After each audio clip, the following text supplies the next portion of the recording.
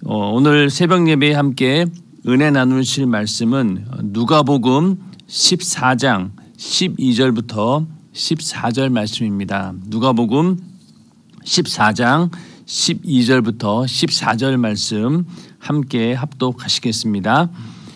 또 자기를 청한 자에게 이르시되 내가 점심이나 저녁이나 베풀거든 벗이나 형제나 친척이나 부한 이웃을 청하지 말라. 두렵건대 그 사람들이 너를 도로 청하여 내게 갚음이 될까 하라. 잔치를 배설하거든 차라리 가난한 자들과 병신들과 저는 자들과 소경들을 청하라. 그리하면 저희가 갚을 것이 없는 고로 내게 복이 되리니 이는 의인들의 부활 시에 내가 갚음을 받겠음이니라 하시더라. 아멘. 오늘 읽으신 본문에 앞서 예수님께서는 바리새인들의 그 식사 자리에 초청을 받으신 그 자리에서 어떤 얘기를 했냐면은 청함을 받은 사람들, 혼인잔치에 청함을 받았을 때 너희가 상좌에 높은 자리에 앉으려고 하지 말아라.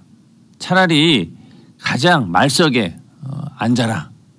왜냐하면 나중에 내가 높은 자리에 앉아 있다가 주인이 와서 이 자리는 다른 사람에게 예비되어 있습니다. 당신의 자리는 이 자리가 아닙니다라고 할 때 도로 이제 말석으로 내려가야 되니까 그런 부끄러움을 당하지 않기 위해서 처음부터 말석에 앉아라. 그래서 자기를 높이는 자가 낮아지고 자기를 낮추는 자는 높아지리라 이렇게 말씀하셨습니다. 지난 시간에도 말씀드렸듯이 이것은 단순히 내가 이 땅에 살면서 다른 사람들에게 겸손히 행하라 이 정도의 이야기가 아니라 우리가 하나님으로부터 구원받았을 때에 그 나의 상태가 어떠했는지 나의 위치가 어떠했고 나의 처지가 어떠했는지를 분명히 알아야 된다는 거죠.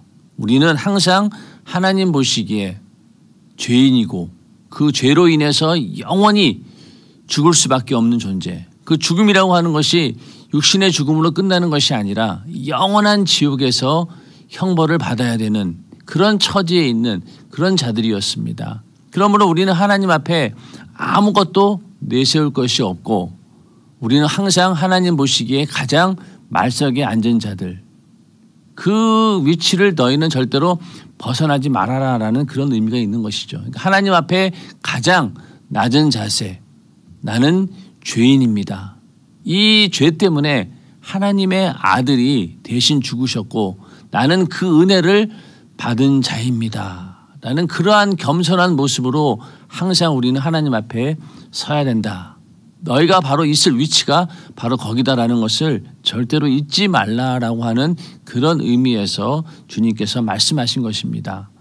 왜냐하면은 예수님께서 항상 이 말씀을 하실 때 그 대상이 누구였냐면은 그 당시 율법을 통해서 의로워지려고 하는 바리새인들과 서기관들 그들의 외식을 보면서 예수님께서는 늘 말씀하고 있기 때문에 그런 자들에 비해서 너희는 절대로 자기 의를 하나님께 내세울 것이 아니라 나는 죄인입니다. 라는 가장 겸손한 모습으로 하나님께 나오기를 그래야지만이 회개할 수 있고 회개할 때 무엇을 가지고 회개합니까? 내 죄를 대신 담당하신 예수 그리스도의 피의 공로 하나님의 절대적인 그 은혜를 우리가 구하면서 나올 수 있다라고 하는 것이죠. 그걸 놓치면 안 된다는 겁니다. 그래서 이제 앞에는 청함을 받은 사람들의 입장에서 말씀을 한 거예요. 근데 너희가 만약에 청함을 받은 사람이라고 하면은 그렇게 높아지려고 하지 말고 낮아져 말석에 가서 앉아야 된다라고 말씀하셨고 오늘 읽으신 본문은 청한 자에게 이르시되 그러니까 청한 자의 입장에서 또 말씀을 하고 있는데 사실은 이 말씀이 어떻게 보면 굉장히 또 어려운 말이기도 합니다. 왜냐하면 이것을 인간과의 관계 속에서 너희가 어떻게 사람들에게 구제하고 그 사람들에게 선행을 하고 이런 쪽으로 생각하게 되면은 이게 참 굉장히 난해한 구절이긴 하지만은 그러나 하나님의 입장에서 하나님과 인간과의 관계 속에서 잘 생각해 보면은 이게 답이 금방 나오는 그런 말씀이기도 합니다. 여기서 마찬가지로 청한 자 입장에서 누군가에게 점심이나 저녁이나 이렇게 식사를 베풀었어요. 그런데 그 베풀었는데 그 베푼 사람들이 나중에 내가 한 끼를 대접받았으니까 나는 뭐 더 좋은 것으로 보답해 줄 수 있는 갚아줄 수 있는 그런 사람들보다는 전혀 보답할 수 없고 갚을 수 없는 그런 사람들에게 네가 식사 대접을 하고 뭐 구제를 하든 이렇게 하라는 거죠. 그래야지만이 도저히 갚을 수 없는 그런 사람들이 네가 베푼 그 은혜로 인해서 감사를 여기게 되고 정말로 감사하구나 하지. 내가 만약에 한 끼 대접했는데 그 사람은 나에게 한 끼 대접 더해주고 거기다가 또 뭐 점심 대접 받았으면은 저녁까지 대접할 수 있는 그런 능력이 있는 사람이었다라고 하면은 절대로 내가 베푼 호의에 대해서 내가 베푼 은혜에 대해서 감사하지 않는다는 겁니다. 왜? 갚아주면 되기 때문에. 오늘날도 우리가 누군가에게 예를 들어서 뭐 식사 대접을 받았어요. 예를 들면은 뭐 짜장면 한 그릇 내가 얻어 먹었습니다.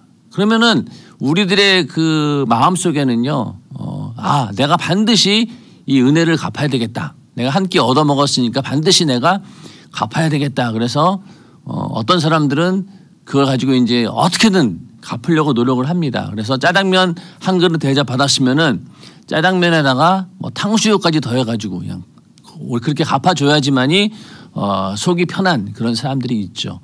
그런 것처럼 우리가 누군가에게 호의를 받고 은혜를 받았다라고 하면은 반드시 갚아주고 싶은 것이 인간의 심성이죠. 그런 마음들이 다 있어요. 그런데 하나님과의 관계 속에서 우리가 받은 구원을 생각해 보시면은 이것은 절대로 내가 대신 도로 갚아줄 수 있는 그런 분량이 아니라는 거죠.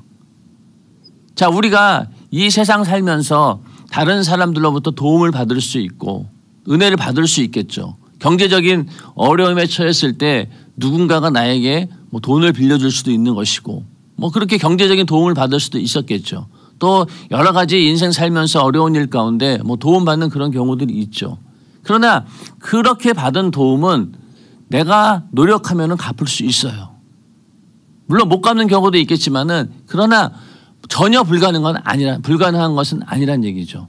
아무리 큰 빚을 져도 내가 나중에 돈을 벌어서 갚을 수 있는 거예요. 그러나 하나님께서 우리에게 베푸신 구원의 은혜, 내가 영원한 지옥의 형벌을 피할 길이 없는 죄값은 사망이니까 그 사망에서 도저히 나는 나올 수 없는 자였는데 거기에서 그 지옥의 형벌에서 나를 구원해 주신 그 은혜는 이 세상의 어느 것으로도 갚을 수가 없습니다.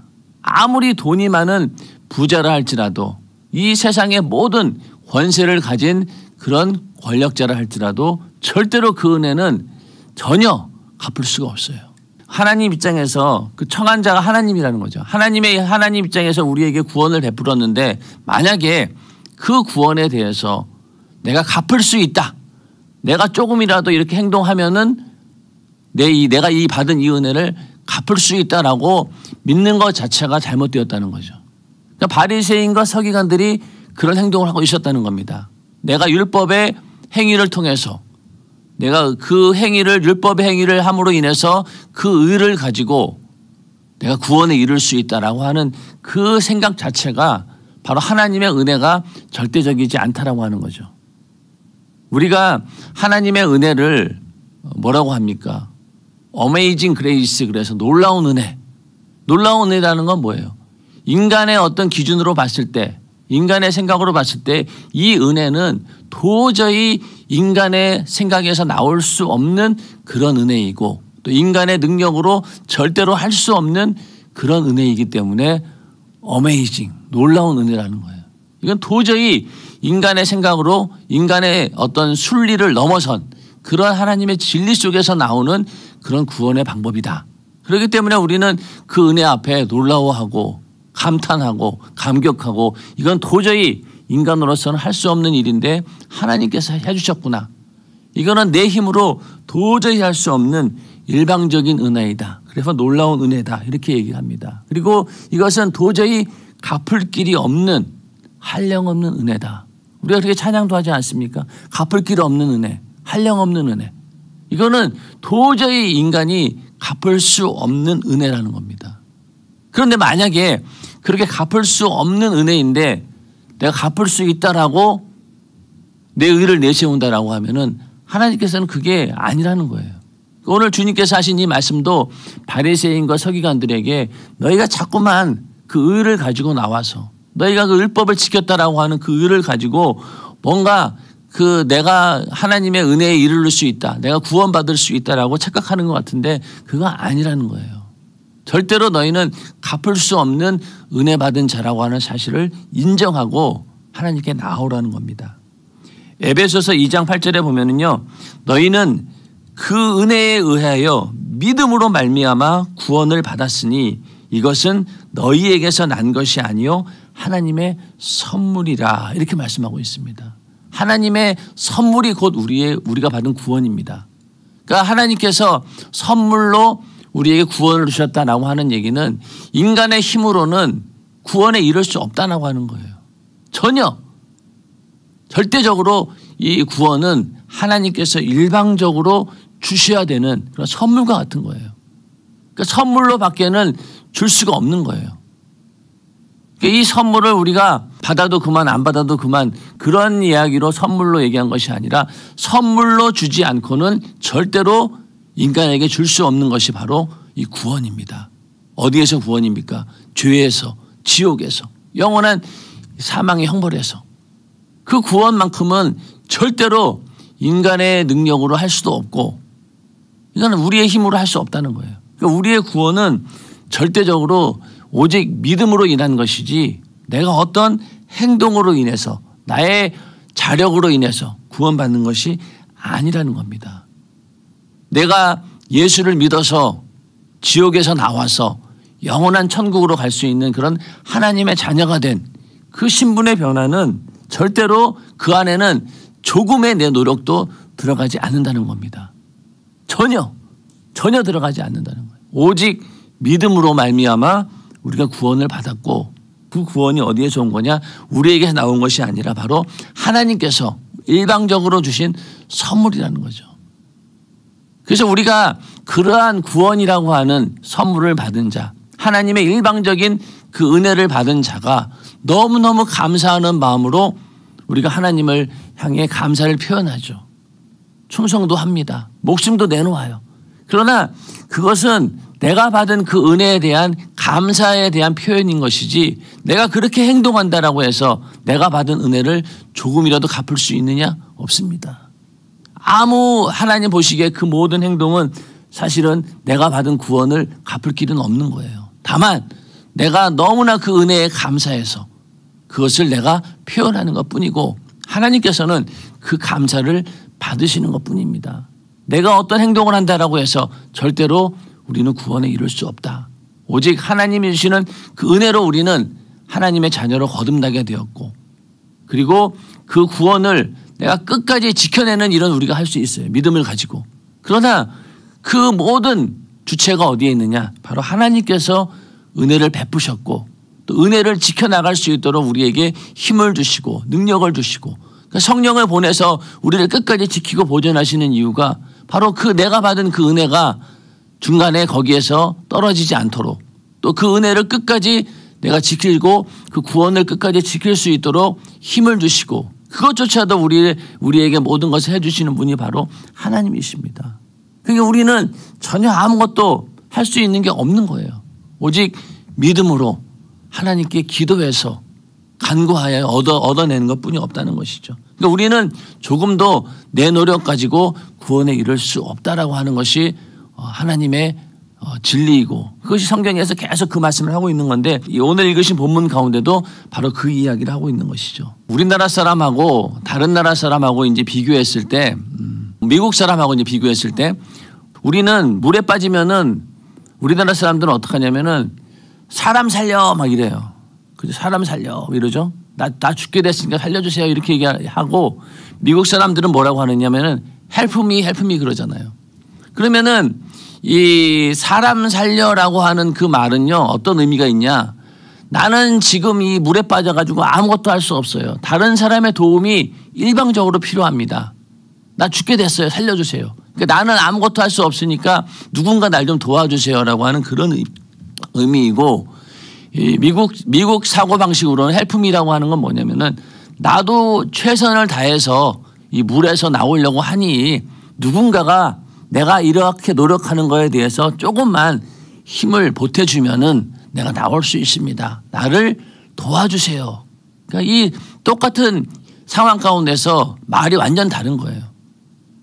한쪽은 나는 아무것도 할 수 없으니까 무조건 나를 누군가 살려주세요라고 하는 그런 사람 살려라는 그런 말과 help me, 나도 열심히 할 테니까 제발 날 좀 도와주세요. 이건 엄청난 큰 말의 뉘앙스가 완전 다른 거죠.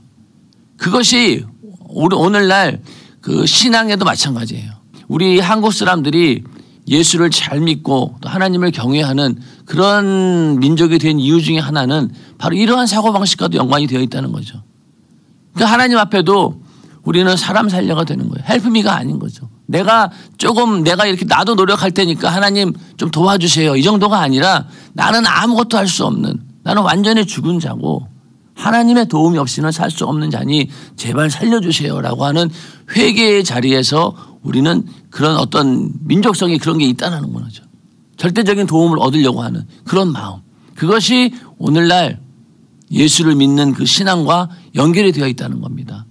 그러니까 우리의 구원이라고 하는 것은요, 내가 노력하는 거에 대해서 거기에다가 하나님께서 약간의 도움을 하나님의 요청해서 그 도움을 가지고 내가 구원받는 것이 아니란 얘기입니다. 일방적으로 나는 완전히 죽게 되었다. 내 힘으로는 아무것도 할 수 없다.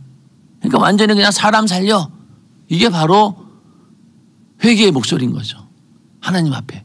나는 죄인입니다. 이 지옥의 형벌에서 나는 전혀 빠져나올 길이 없는 그런 자입니다. 그러니 하나님께서 살려주셔야 됩니다.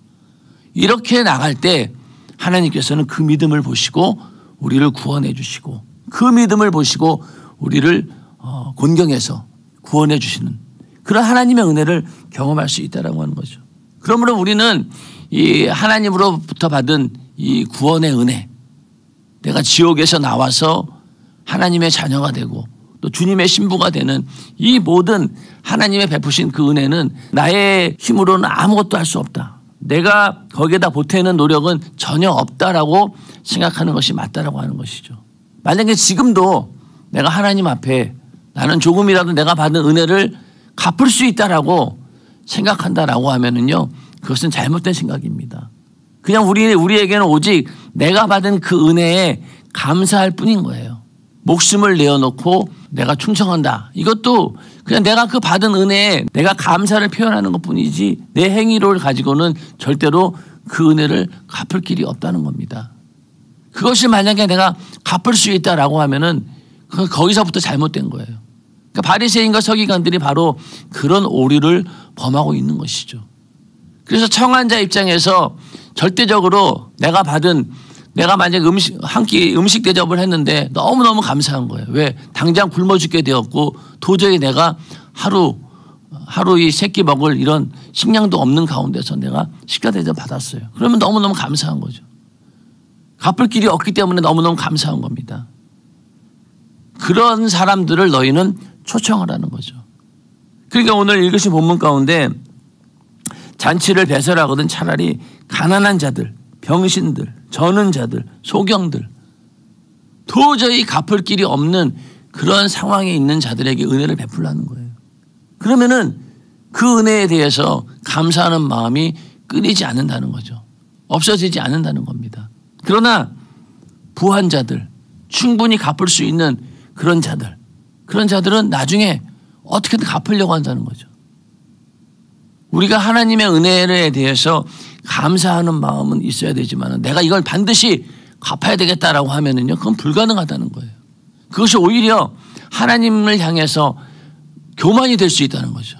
갚을 수 있다라고 생각하는 것 자체가 하나님 보시기에 교만이라는 겁니다.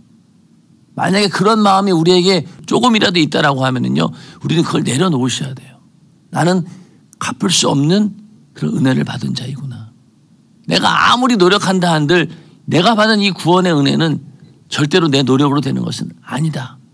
이렇게 인정하고 들어가야지만이 우리에게 주어진 모든 하나님의 은혜가 거기에 감사할 수 있다고 하는 거죠. 감사하는 것하고요, 내가 그 받은 은혜를 내가 갚아야 되겠다라고 하는 것은 다른 이야기입니다. 아무리 우리가 자식으로서 효도한다 한들 우리가 부모로부터 받은 그 은혜를 갚을 수 있습니까? 못 갚잖아요. 못 갚습니다. 그런 것처럼 하나님께서 우리에게 주신 이 구원의 은혜, 지옥에서 나를 구원해 주신 그 은혜는요, 내가 어떠한 노력을 해서라도 갚을 수 없다는 거예요. 그런데 우리가 만약에 그거를 나는 갚을 수 있어. 내가 이 정도 은혜 받았으니까 내가 이만큼 노력하면은 갚을 수 있다. 그렇게 생각하는 것 자체가 오해라는 겁니다. 그러지 말고 너희는 네가 받은 그 은혜가 네 힘으로는 도저히 될 수 없는 것이었고 절대적인 하나님의 은혜였다는 것을 깨닫고 인정하고 그런 모습으로 하나님 앞에 나오라는 겁니다. 결국 이 이야기는 앞서 7절부터 11절의 이야기가 똑같은 거예요. 너희가 상자에 올라가려고 하지 말라는 거죠. 가장 낮은 자리에 있으라는 거예요. 그 자리가 뭐였습니까? 나는 죄인입니다. 나는 이 죄로 인해서 영원히 죽을 수밖에 없는 지옥에 가야 마땅한 그런 자였습니다. 지금도 역시 나는 그 죄를 하나님의 은혜가 아니고는 벗어날 길이 없고 예수의 피의 공로, 하나님께서 아들을 주셔서 그 피의 공로로 그 죄를 사해 주신 그 은혜 아니고는 절대로 이 죄를 해결할 길이 없습니다. 그런 모습으로 가장 낮은 자의 모습으로 하나님께 나오라는 거죠. 마찬가지로 하나님의 은혜를 받았어요. 나는 그 은혜를 도저히 갚을 수 없는 그런 자입니다. 라는 그런 고백을 가지고 하나님께 나오라는 겁니다. 만약에 자꾸만 높은 자리에 올라가려고 하고 하나님 앞에 내가 높아지려고 하고 또 내가 하나님의 받은 은혜를 내가 갚을 수 있다라고 착각한다라고 하면 그것은 바로 교만입니다. 하나님만이 하실 수 있는 일을 내가 할 수 있다라고 하는 것은 결국 뭐예요? 하나님을 도전하는 일이잖아요. 마귀가 처음에 왜 하나님으로부터 버림받고 마귀가 되었겠어요? 나도 하나님처럼 될 수 있다라고 하고 그런 마음을 가지고 도전한 거잖아요. 그런 것처럼 내가 만약에 받은 이 은혜를 내가 갚을 수 있다라고 하는 것 자체가 하나님이 하시는 일을 내가 하겠다고 나서는 거잖아요. 그건 아니라는 거예요. 그렇다고 해서 내가 하나님 앞에 아무것도 하지 않고 손 놓고 있으라는 얘기가 아닙니다. 아까 말씀드린 것처럼 우리가 죽도록 충성하는 이유는 내가 받은 은혜를 갚기 위한 것이 아니라 받은 은혜가 너무나 감사하기에 그 은혜에 내가 하나님께 감사로 표현하지 않을 수 없다.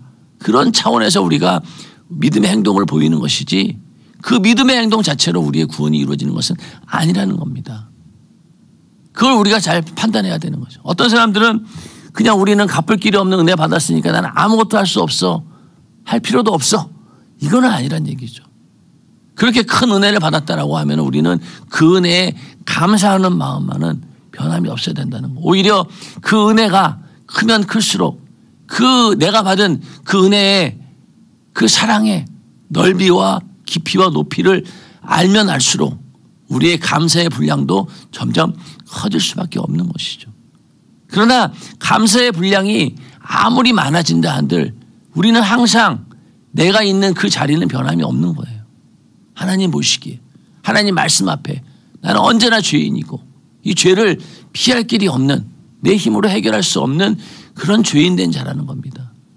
하나님의 은혜로 오늘도 이 죄의 문제를 해결할 수 있고 그래서 우리는 지옥의 신세를 면한 자들이고 그렇게 해서 하나님의 은혜로 하나님의 자녀가 되었고 더 나아가서 주님의 신부까지 될 수 있는 이 모든 은혜가 나로서는 할 수 없다. 오직 하나님이 주신 은혜라는 겁니다.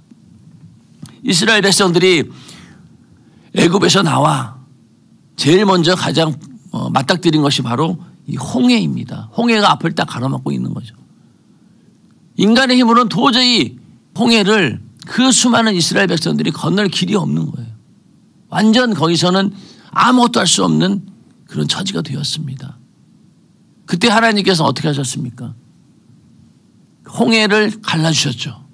그때 뭐라고 얘기했느냐, 모세에게 너희는 두려워 말고 가만히 서서 여호와께서 오늘날 너희를 위하여 행하시는 구원을 보라.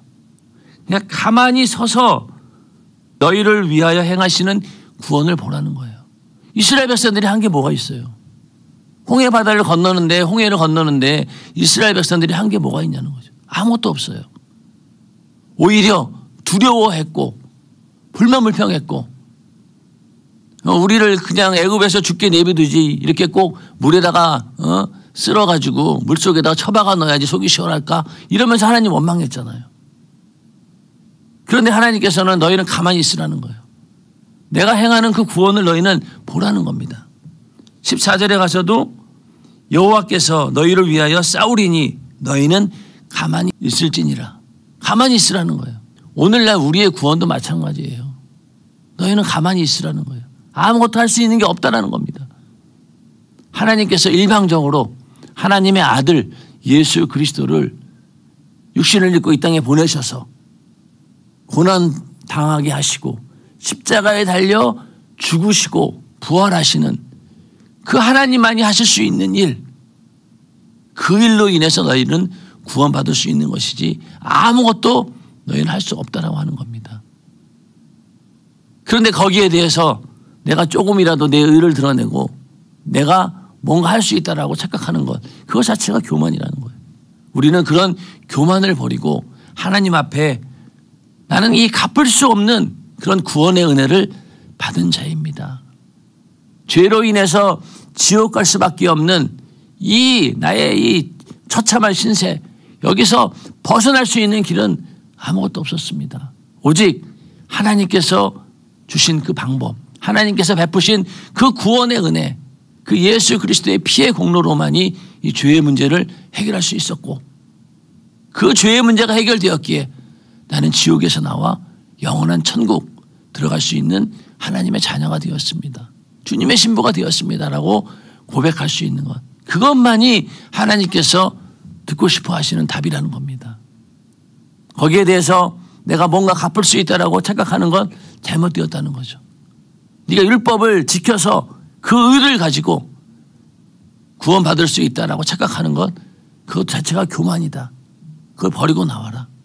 회개하라. 이게 다 주님께서 동일하게 계속해서 말씀하고 있는 일관된 메시지인 거죠. 회개하라. 회개하려면 어떻게 되겠어요? 네가 그 회개, 나는 죄인입니다라고 하는 그 자기 신세를 알지 않고는 절대로 회개할 수 없습니다.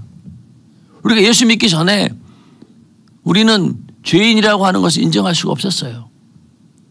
그냥 형식적으로 겸손한 체 하려고 그래 저는 죄인입니다라고 고백했지만은 막상 당신은 정말로 죄인입니다라고 막 추궁에 들어오면은 변명하기 급급했죠. 아닌데 나는 그래도 어느 정도 착하게 살았어요. 그러나 어떻습니까? 하나님 말씀 앞에 보니 우리는 어떤 자였어요? 죄로 인해서 죽을 수밖에 없는 그런 자였던 거죠. 그러니까 어때요? 이거 어떡하나? 눈을 들어보니 예수의 피의 공로, 이게 보이는 거죠. 그걸 덥석 우리는 믿음으로 받아들이는 겁니다. 그랬더니만은 그 은혜로 우리가 구원받은 거예요. 그러니 갚을 수 없는 은혜를 받았으니 우리 안에 한량없는 그 은혜 앞에 감사밖에 없다는 거죠. 그런 모습으로 우리가 매일매일 돌아가지 않고는요, 절대로 하나님의 은혜 안에 있을 수가 없습니다. 처음에 예수 믿을 때는 그렇게 하나님의 은혜가 대단해 보였고 놀라워 보였고, 야 내가 어쩌다가 이런 은혜를 받았을까라고 고백했는데, 시간이 지나면서 신앙생활이 익숙해지고 교회 생활이 익숙해지면서 어느 순간부터 이런 은혜를 잃어버리고, 내가 그래도 이 정도의 위치에는 있겠지 라고 착각하면서 자꾸만 하나님 사람들보다 앞서가 위에 앉으려고 하는 그런, 상석에 앉으려고 하는 그런 마음이 생기고, 또 내가 받은 이 은혜 하나님을 향해서 내가 갚을 수 있어 라고 은근히 내 의를 드러내려고 하는 그런 자세, 이걸 다 버리라는 겁니다. 만약에 그런 부분이 조금이라 있다라고 하면 우리는 그것을 과감히 내려놓고, 내가 처음 예수를 만났을 때